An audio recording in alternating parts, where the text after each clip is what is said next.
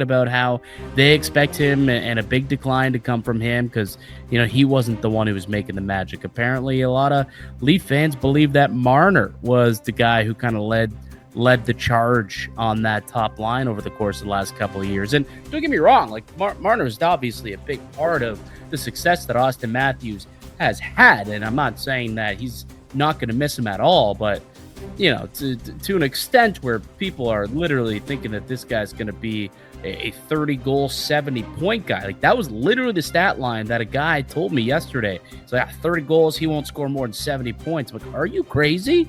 If this guy's healthy, he's still going to encroach and probably be right in the mix for the Rocket, 50-plus goals on the year, and probably end up with over a point per game. Like, Austin Matthews is still an incredible player.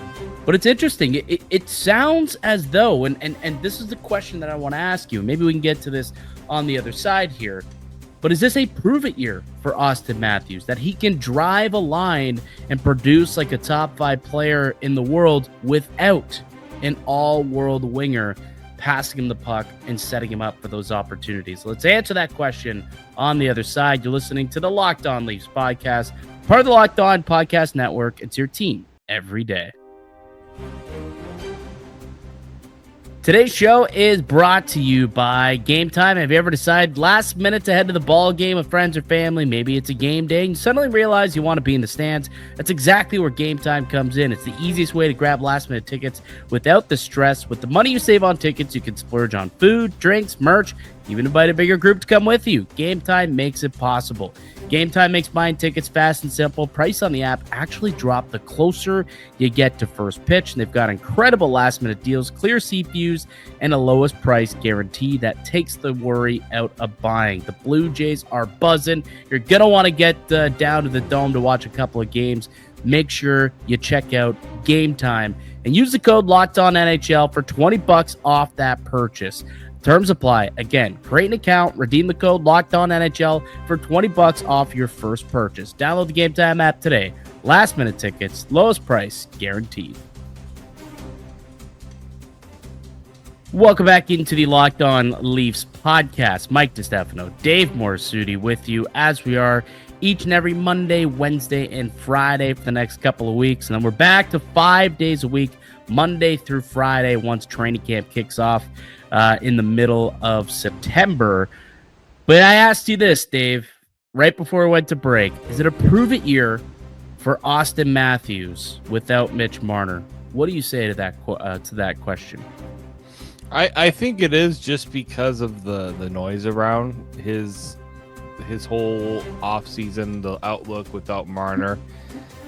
I also just think, it's his first year as second year as captain after, like the first year the injury and things like that. There was a lot of, I would say, frustration about how that year went. I just think Austin Matthews needs to set the tone for this Leafs team in a lot of ways. Like, he talks about taking the guys, we're looking for guys to take a step. He probably is going to be one of those guys that's going to be asked to do it too. Like, I'm not saying he needs to go and change his game completely, but I think he needs to take a more commanding presence on this team than we've seen in past years. Like, we know he's the alpha dog. What does that look like to you? Have you seen that from him? I've seen it, and I've seen it. I didn't really see it last year. Yeah, last year, because we know that he wasn't at 100%. This wasn't the year where he was more assertive self.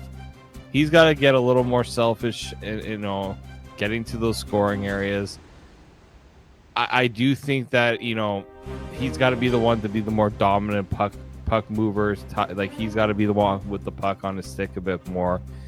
Like, in those ways, like it's usually Mitch Marner was the one that was driving things. I think it's going to be on him to drive it a bit more. Yeah, and I think that's a fair comment to make, and it probably is a prove-it year for Austin Matthews. I don't think it should be, but it is, because there's a clear sentiment within a quite significant pocket of Leafs Nation that believes that he's due for a down year, that Mitch Marner is the guy who made the magic on that line, not Austin Matthews. And Don't get me wrong. Again, I think that they both played a big part into it. But Austin Matthews is very capable of driving a line by himself. I mean, you look at the year that he won MVP, Ted Lindsay won the Rocket. Like, he was unreal that season. Full 200-foot player. He was unbelievable. He was healthy that year. And I think that is where you look at last season, how it went so wrong. Well, he wasn't healthy. And yeah, okay, he was able to play in, I think he played, 67 games last year? Yeah, 67 games last year. Only 33 goals, which is that's the worst goal output of his entire career. But he was not healthy for those 67 games. He got injured in training camp. Like, literally, from game one of the season, he was dealing with something. So he was never at 100%. And it was very evident. Hopefully, now, yeah, we haven't seen him in practice yet. We're hoping that he was able to heal up that back and heal up that situation that didn't allow him to get to 100% at all at any point last year, whether it was through the regular season or the playoffs. But if he was able to heal up over the course of these last 4 months, yeah, I think that the Maple Leafs would be in a good spot. I think Matthews will be in a big spot to have a bounce back season and prove to everyone that he's just as capable of being an MVP caliber player, a Rocket caliber player, without a guy like Mitch Marner on his side. He is definitely good enough to be an alpha on a line and drive things. He's done that in the past, and I believe he'll do it again this year. Does he have to prove it to people? Yeah, he might have to. So you can call it a prove it year, but I do think he's going to prove it. Is where I'm at. Like, if FanDuel is probably going to have an over under on his goal total. If they came in at 49.5, do you feel confident that he hit the under or the over? I think the over. So you think he rejoins the 50 goal club? I think so. I think so too, man. I think so too. And there's a lot of people out there that don't believe that's the case because Mitch Marner's the one who made it all happen. He's the one that sets him up. And it's true, but Max Domi's a pretty good passer as well. Matias Michelli is a great playmaker. One of those two guys are probably going to end up being on his wing. They'll be fine. Even William Nylander might get an opportunity to go up and play with him and get him. Like, you can't discount the idea of William Nylander playing on his line.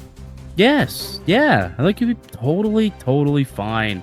I'm taking a peek at his numbers over the course of the last 3 years with and without Mitch Marner. And funny enough, you look at his numbers with Mitch Marner, his expected goals for with Mitch Marner is, Matthews' expected goals for is 54.93% without Marner. Marner without Matthews drops down to 47% without him. Now, granted, there are, factors that, there's reason for that. Usually when Marner's not with Matthews, he's usually playing more of a shutdown defensive role with John Tavares, so get more defensive zone starts. So there is that portion of it to consider. But, when you look at Austin Matthews, he's perfectly capable of scoring with or without Mitch Marner. It does not matter whether he's on the ice. Again,